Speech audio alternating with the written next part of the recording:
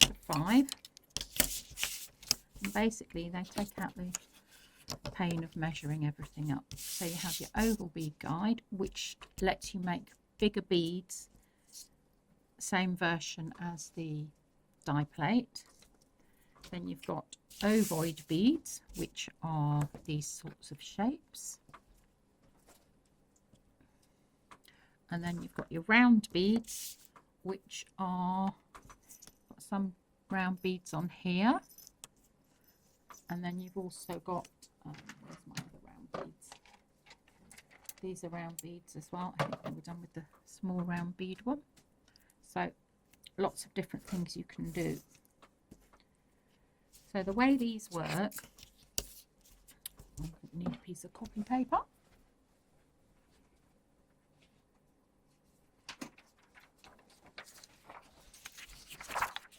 You will see that on here you've got it says top, bottom, and then you've got like etched rectangles. Each etched rectangle is the base of one bead, and then you've got little notches here. This is for the oval one.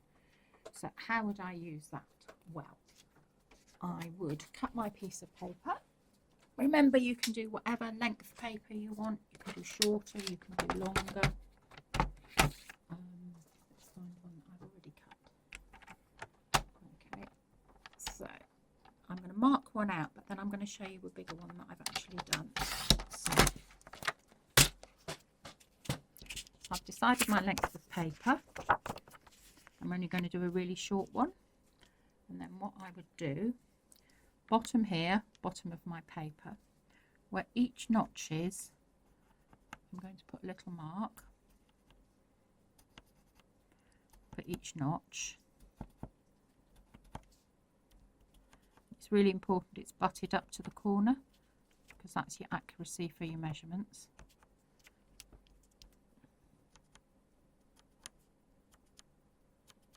Okay, and then where you haven't got the, put a little X, and the reason you're doing that, it'll all become clear when you're cutting, so you don't get muddled about which is the bead that I want and which is the waist. Okay, so that's your bottom bit, and then you're just going to slide your paper, put that into the top like this.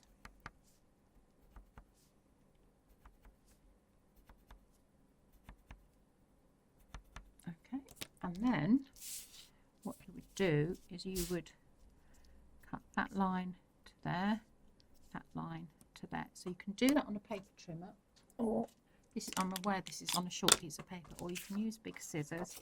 You can start from the end. Keep your point of your scissors pointing towards the edge. That's one, and the same here.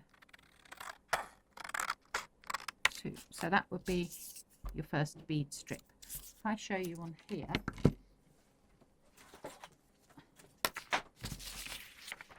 this is a bigger one that I cut out, and this is on beautiful Chigami paper. I actually ruled it out so you could see, but if we just pick one here and we'll just follow the lines. Again, you can use a paper trimmer, but I think you'll be fine with scissors. So that's one, and then I'm just going to start from the narrow end, cut up. Doesn't matter if it's slightly off, because the accuracy of these isn't quite so important as the next ones that we do. Right, so that is waist, but it's not waist because that will be another bead. So condition your paper. You can use your multi-purpose tool or your fingers. We'll just put a little bit of gold along the edge. Now this is Chigami paper, and it's quite soft. It's also quite springy, so you might find you need to roll it a little bit tighter. But as I say, experiment with everything. Newspapers, old books, circulars that come through the door, napkins. We were at a workshop and Marianne said, oh, can we do a napkin? So we die cut the napkin and it worked beautifully. So I'm just starting up. Right, okay, and then we'll just go along here.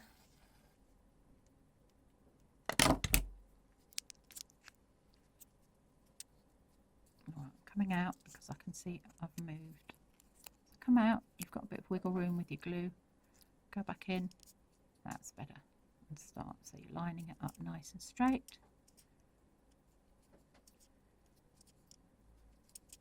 You can see I'm pulling the paper as well to keep it quite taut.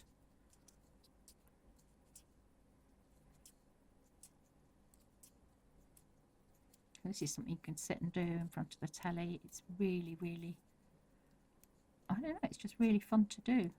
It takes your mind off everything. A little bit more glue just to seal it. Okay. So that's that there. Okay. So that's your large oval beads. And they are a brilliant size for doing all sorts of things.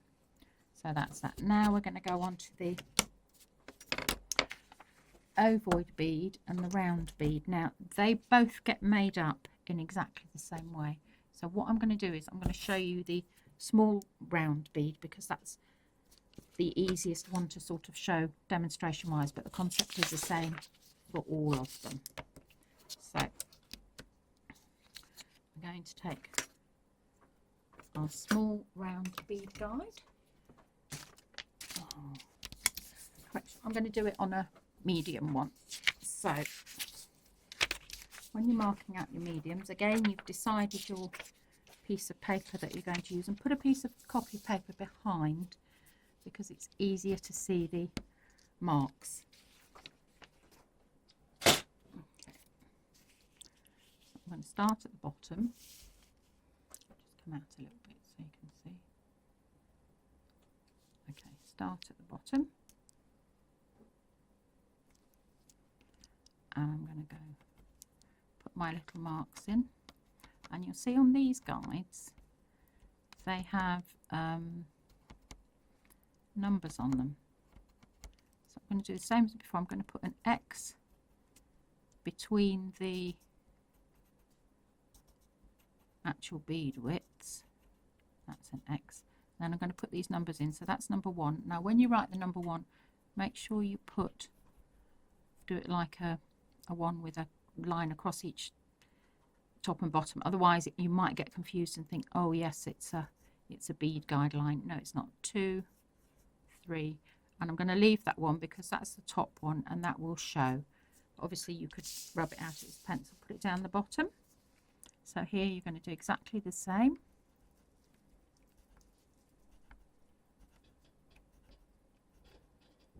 So that's going to be an X. That will be an X. So that's going to be B for base. That's going to be 1, which is what it says in my. That will be 2. That's an X.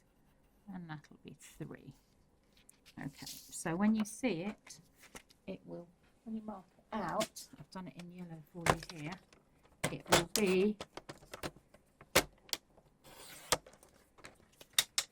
be like that. So those would be your cutting lines, and you can see, well, you can't see them because I'm not showing you in the video, so let's show you now.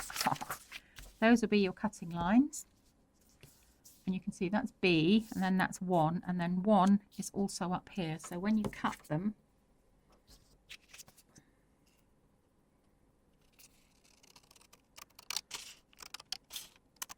again, keep your waist because you can use that for something else.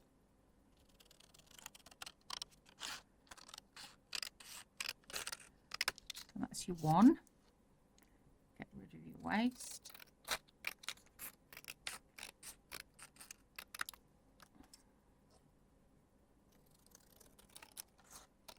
Again, you don't have to line these up if you don't want to. So that 1 will then fit perfectly onto there like that. Okay, so we'll just keep going. So that's 1.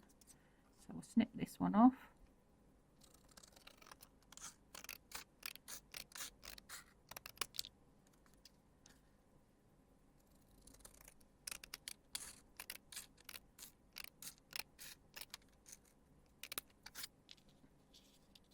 And then this one is waist, and the reason I know it's waist is because it's got an X in it.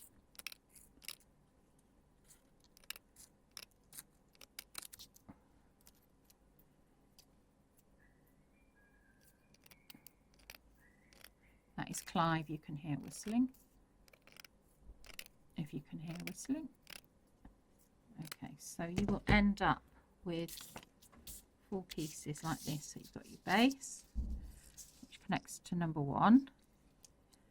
Then you've got number 2 that connects to number 2. Then you've got number 3 that connects to number 3. So we're going to just condition all those strips. I'm going to use the other side. And I'll just pop some. And what you can do, play about with this. You just want to do the sides of these strips. Play about with this because if you change the length of your smaller strips, you'll get a rounder bead or a more ovally bead. It's just lots of fun to play with lots of different bits. I'll put that one there.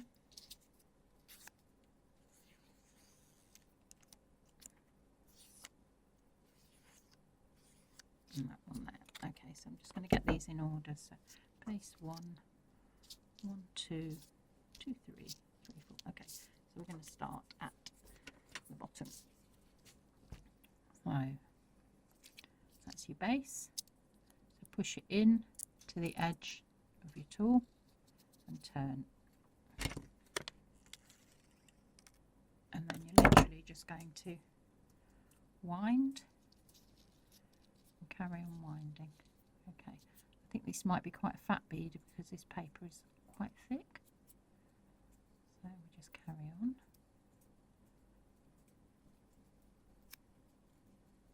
Put a bit there.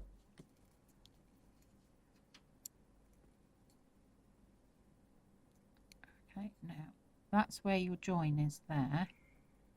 So what you want to do is you want to get the next one to line up on that join. So that should be number 1 that's going onto there like that. And you don't want to overlap it, you just want to butt up to it so it keeps nice and smooth. Start turning, a bit of glue, go along, and then you just carry on winding.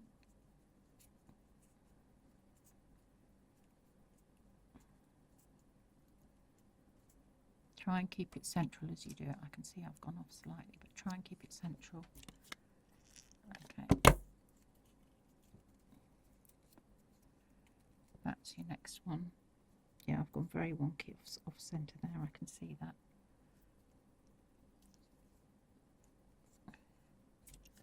Don't do that. And make sure you have your glasses on when you're doing it. Okay, so the next one's going to butt up. Find the edge. You can see it just butts up perfectly. Okay, fold it over, glue, and if you don't have a glue press, just use a cocktail stick, glue in a cocktail stick, that will work fine. Okay, just keep going.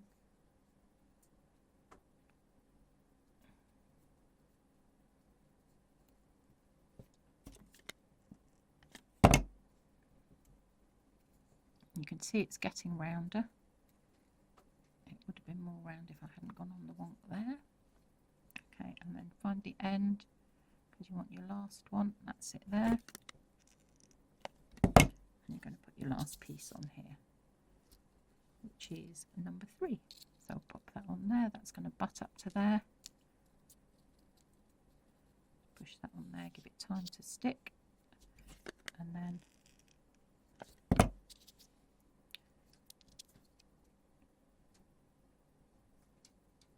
find your edge. There it is, and just go around nice and slowly.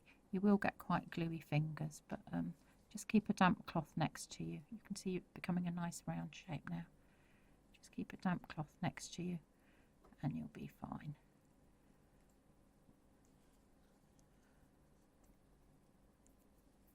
And that, apart from where I went wonky there, that's your round bead. So again, that will just come off here. Just give it a little wiggle off. And that's it. So the ovoid bead you'd build in exactly the same way. So, and these have all been done using different thicknesses of paper, different lengths of paper, That's wrapping paper.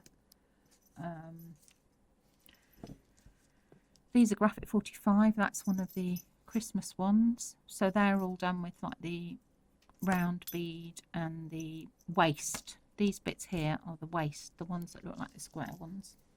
So that's waist. That's the smaller one. That's a small round bead. That's a bigger one. So, oh, that's done with Chargami. Now I did that and I didn't, oh, stop. That's telling me I'm talking too long. That's Chargami, and I didn't, if you see, I didn't gold the edges, which I wish I had done, and also I didn't do it as tight as I could have done, so it's actually quite squashy. So just practice a bit.